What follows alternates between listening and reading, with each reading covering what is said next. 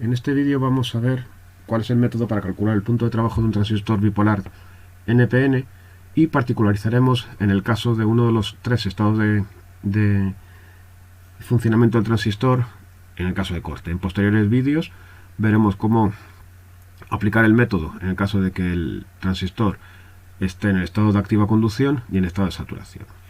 Bueno, recordad que lo primero es que para calcular el punto de trabajo nosotros necesitamos conocer 5 parámetros, que son las 3 intensidades de corriente, la intensidad de corriente de base, la intensidad de corriente de colector y la intensidad de corriente de emisor, y 2 caídas de voltaje. La caída de voltaje que hay entre la base y el emisor y la caída de voltaje que tenemos entre el colector y el emisor. Para eso vamos a usar vamos a dividir el circuito del transistor de polarización en dos partes. La parte que tengo a la izquierda, o la que tenemos a la izquierda, donde está la pila que polariza la base, a esto lo vamos a llamar el circuito de base o de entrada.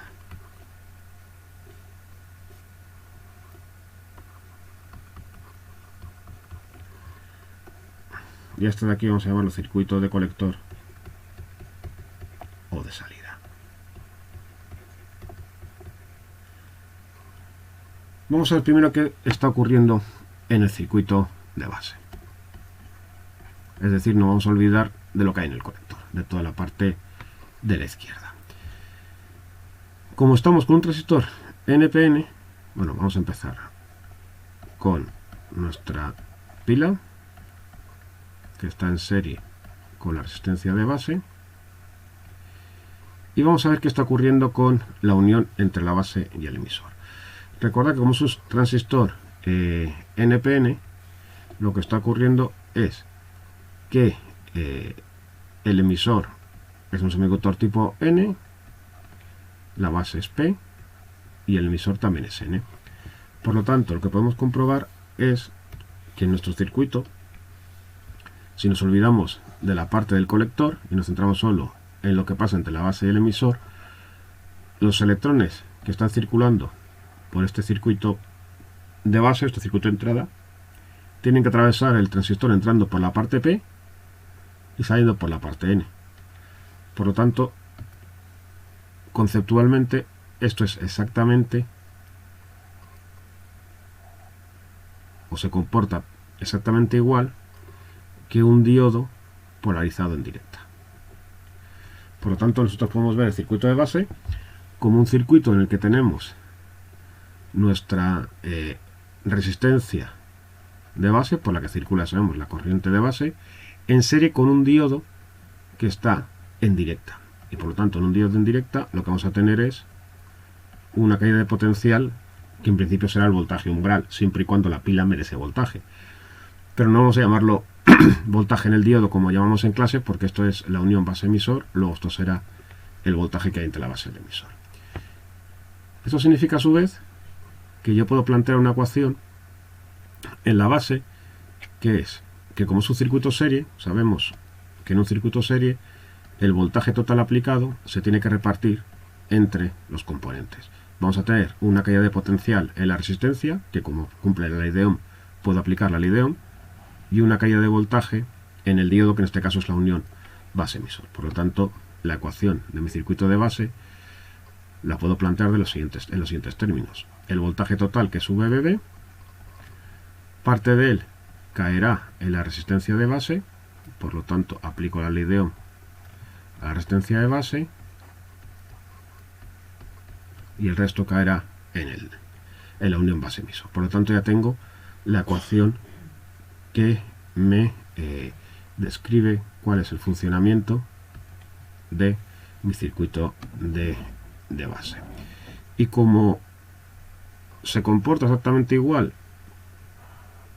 el circuito de base, hemos dicho que un diodo polarizado en directa, pues en principio sabemos resolver sin ningún problema cuál es o mejor dicho, podemos resolver sin problema, calcular todo lo calculable aquí. Vamos a ver qué ocurre con el otro circuito. El otro circuito, o la segunda parte del circuito, que hemos llamado el circuito de colector.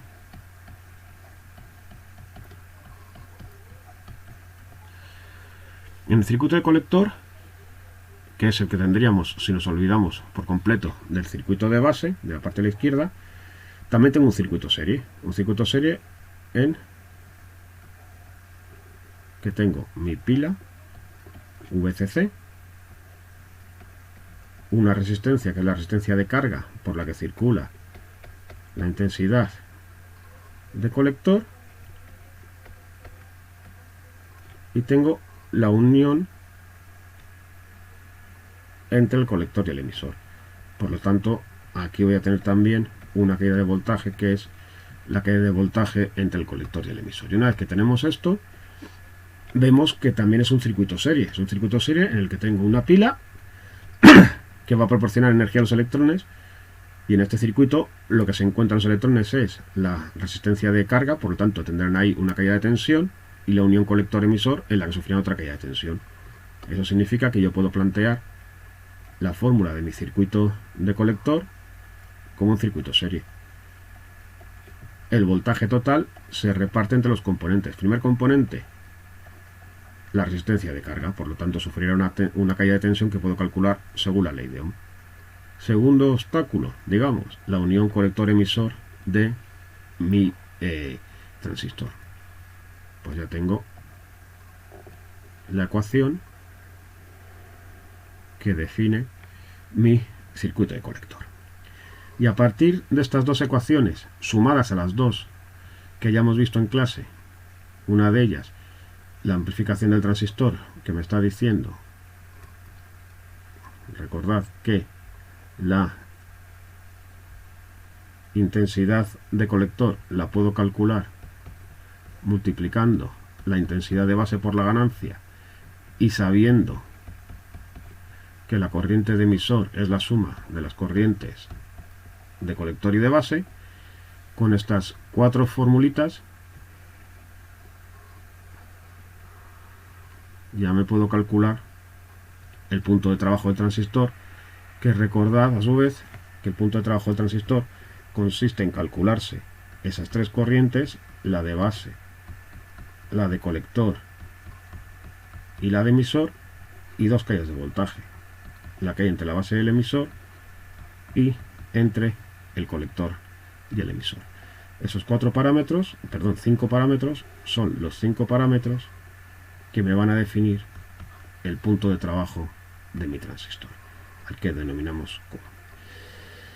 Bueno, pues lo que en cualquier problema, los datos que se van a dar siempre son los 3 voltajes, perdón, sí, digo bien, no los 3, no, los dos voltajes, el voltaje de la base, del circuito de base VCB y el voltaje del circuito de colector VCC, las dos resistencias, la amplificación, la ganancia beta del transistor, y y sabemos que los transistores que vamos a usar son siempre transistores de silicio. Por lo tanto, sabemos que para polarizar un diodo de silicio necesitamos un voltaje umbral de 0,7 voltios. Por lo tanto, para polarizar la unión entre la base y el emisor, vamos a necesitar que la pila me proporcione al menos 0,7 voltios. Vamos a hacer todo suponiendo el transistor ideal. Luego, los transistores de verdad son un poquito más complicados. Hay que realizar el cálculo fino mediante un método que se llama el método gráfico, que no vamos a ver en este curso. Y a partir de ahí, primero calcularíamos en esta fórmula la intensidad de base. Con esa intensidad nos iríamos aquí para calcular la intensidad de colector. Con la intensidad de colector nos iríamos aquí para calcular el voltaje colector-emisor. Y si todo cuadra, ya veremos por qué dejamos esto para el último, nos calcularíamos la intensidad de emisor. Bueno, pues vamos a ver de los tres estados del transistor, corte, activo y saturación. Vamos a ver cómo tratamos el primero de los estados, el estado de corte. Para eso lo de abajo me sobra, vamos a quedar solo con la parte de arriba. Vamos a ver qué ocurre si tenemos el transistor en corte.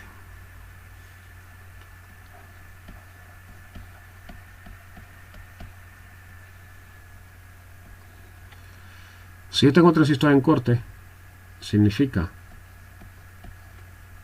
que el voltaje que aplico en la base no llega al voltaje umbral para un diodo de silicio, que son los 0,7 voltios. ¿Qué significa que no disponga yo de 0,7 voltios en este circuito? Bueno, pues como hemos visto que la unión base-emisor se comporta a todos los efectos como un transistor, como un diodo polarizado en directa, eso significa que para que este diodo conduzca necesito que la pila me proporcione el voltaje umbral. Si la pila, en este caso VBB, no me proporciona ese voltaje umbral, yo no puedo hacer que la unión base-emisor conduzca. Entonces, si la unión base-emisor no conduce, significa que la intensidad de base es 0. Y si la intensidad de base es 0, como la intensidad de colector es la ganancia por la intensidad de base, tampoco tengo intensidad en el colector. Y a su vez tampoco tengo intensidad en el emisor. Es decir, no está circulando corriente por el transistor. Esto es muy importante, porque si yo tengo el transistor en corte, es decir, que no hay corriente en la base, no importa cuánto voltaje ponga yo en el generador del circuito de colector, que por mucho voltaje que yo ponga aquí, jamás voy a tener intensidad en el colector. Es decir, si no hay intensidad en la base, aquí no hay intensidad tampoco.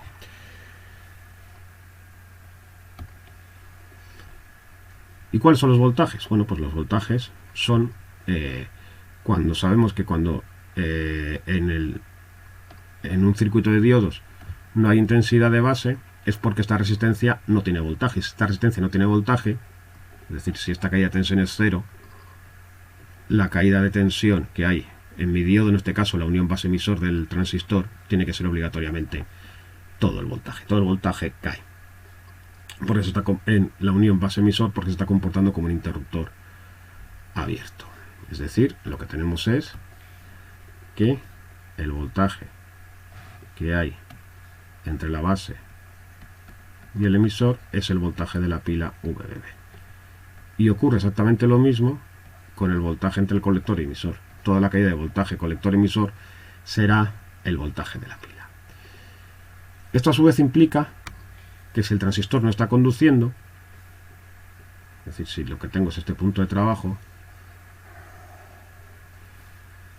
es a todas luces como si este transistor no estuviese en el circuito.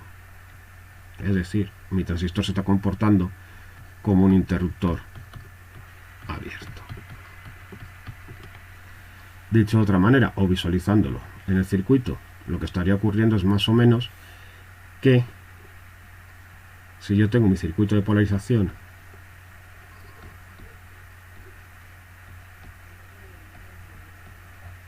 me cabe la resistencia, bueno, es como si yo hubiese podido sacar mi transistor de aquí y hubiese dejado un hueco. Tendría la resistencia de base, la resistencia de carga, mi voltaje VBB, mi voltaje VCC, pero circuito aquí en medio totalmente abierto. Por lo tanto, puedo usar mi transistor cuando está en el estado de corte como si fuese un interruptor abierto. ¿Para qué puedo usar esto? Pues lo puedo usar en